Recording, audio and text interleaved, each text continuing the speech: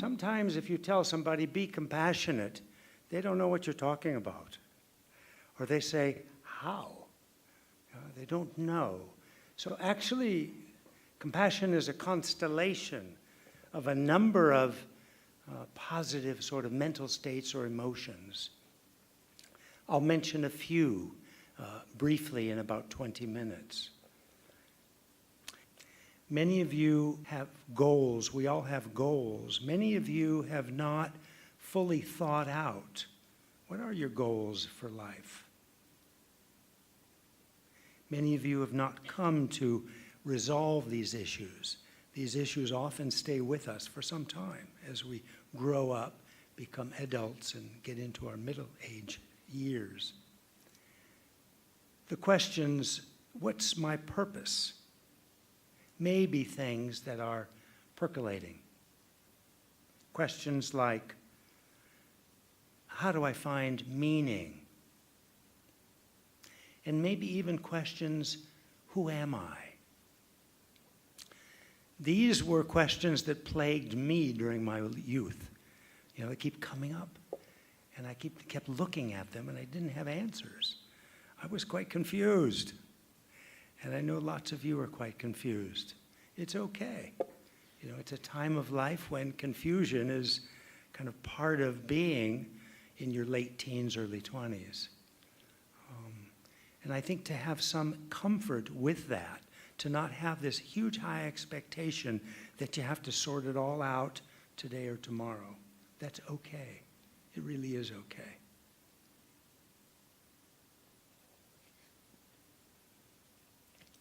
So I stand before you as a conundrum.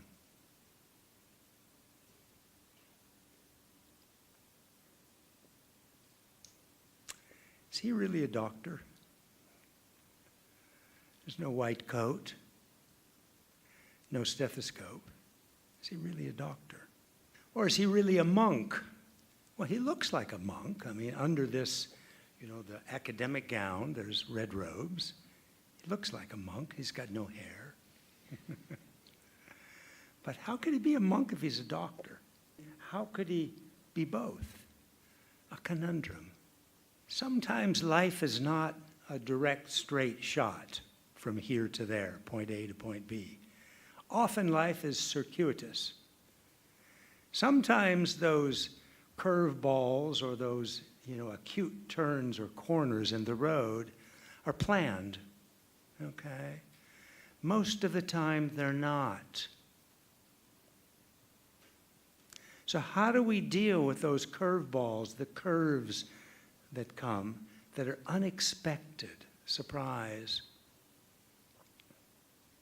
If we're very rigid and our minds are very fixed and closed, we won't handle those situations very well. We'll get knocked over, blown away, okay? If we have a mental openness, a mental flexibility, you know, we can a little bit dance on our feet, you know, mentally, okay? We'll find that those curveballs are easier to handle. We can negotiate, we can work with them, okay?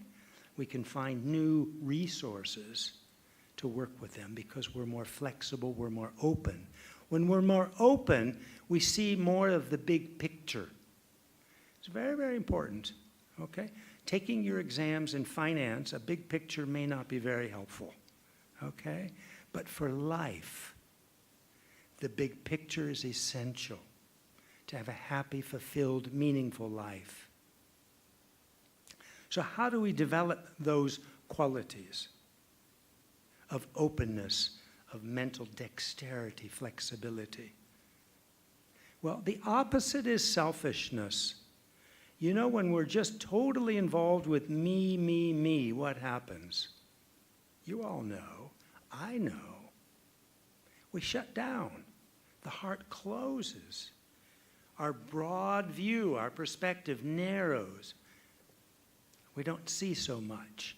And we start getting filled with clutter, with anxiety, fear, nervousness, and clutter in our minds and our hearts. And we can't see much. You know, we've kind of been blocked. So if selfishness is the sort of, it closes us down, and I'm suggesting that we try to develop an open heart, open mind, and a flexible mind. Then the opposite of selfishness might in fact help us. So what's the opposite of selfishness? You all know very well. It's compassion. Okay, it's love and compassion. Okay, it's to be concerned about others' welfare. Okay, we often don't know what to do in terms of action. Okay, that's okay. But to just raise the issue again and again, in your mind, in your heart, how is that other person? How are they? This helps us tremendously to stay more relaxed, less clutter. We sleep better, we eat better, we have more friends, okay? We end up being a more integrity person, a more honest, transparent person. And that leads to respect, a mutual respect. It leads to a respect of ourself, and it leads to a respect of others.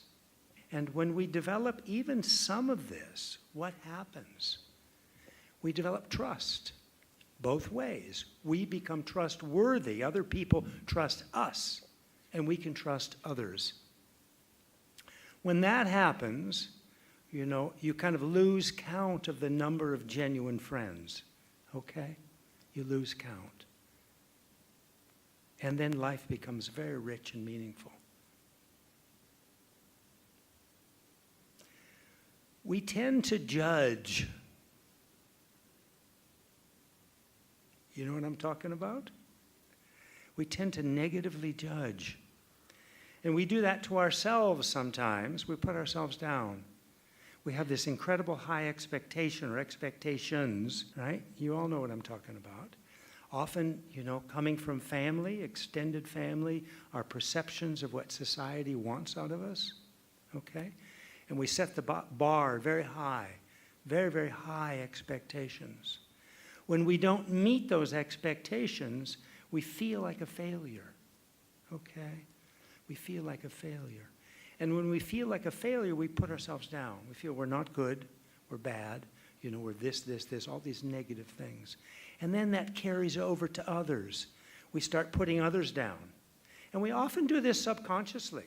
Often we're not aware of it. It's like this record is playing, and if we don't tune in, we're not aware of it.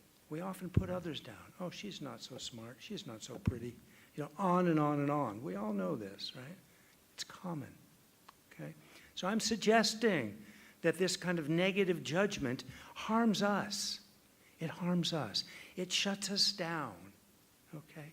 It robs us of that openness, of that lack of clutter, that clarity. It robs us of that dexterity and that mental flexibility. Okay? And it robs us of a sense of peace and meaning in our lives. Okay? So, yes. I'm almost done. I think I have a few more minutes, but I'm almost done.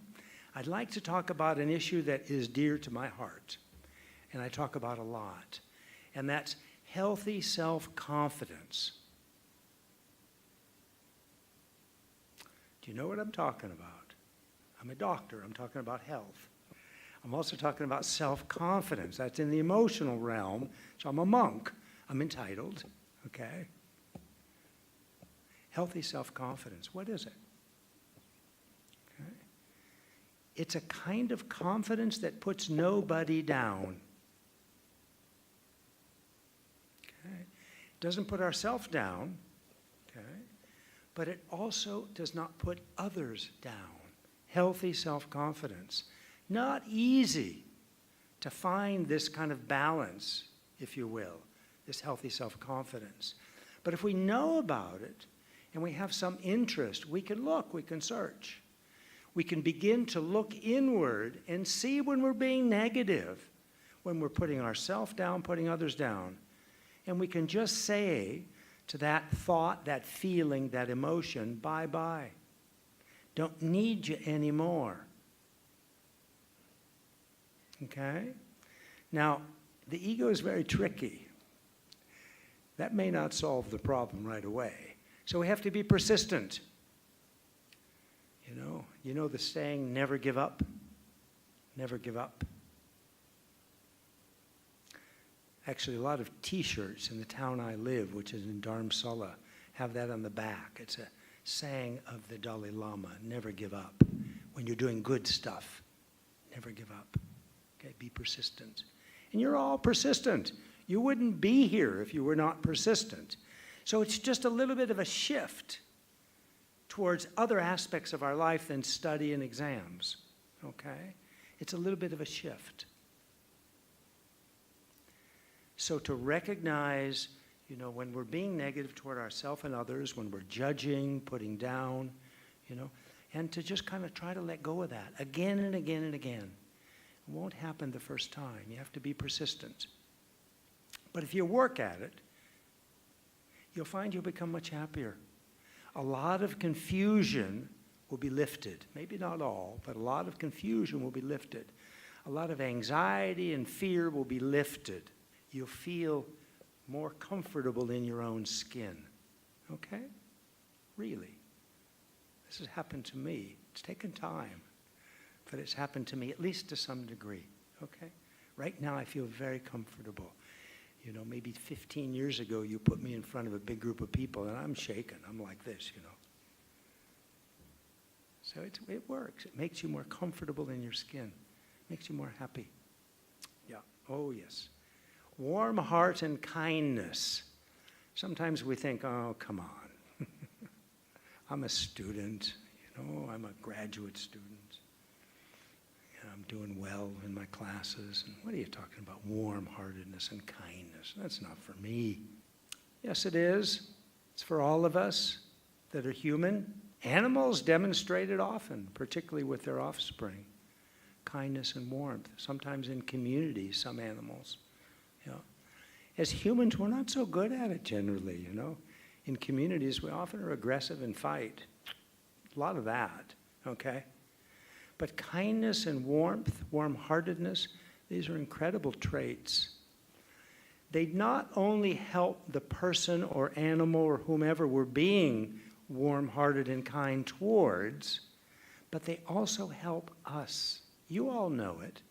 You know the last time you were kind to somebody. How'd you feel? You felt well. You felt kind of a little happy, So these are wonderful traits to develop for your life, okay? And they go hand in hand with all your career development, with all your study, your exams, and advancement in your career. These go hand in hand. And in fact, more and more, these qualities are being recognized by society in general, okay? There are many, many walks of life, leaders from many, many walks of life that are right now doing mindfulness work, learning about compassion, about meditation, how to be a better person. One of our hosts, our assistant deans here, spent the day in a mindfulness training course. Okay, she's a medical doctor.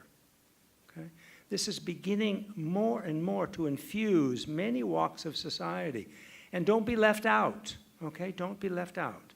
Don't be a dry professional that has nothing to do with emotion, nothing to do with kindness and warmth, because you'll be left behind. Okay? These things are beginning to infuse our educational systems also. So your younger siblings, or as you get a little bit older and have children, your children will start getting this in school. It's happening already in some countries around the world. Okay? And as this enters the educational systems, it'll be part of people's lives. So please don't be left behind.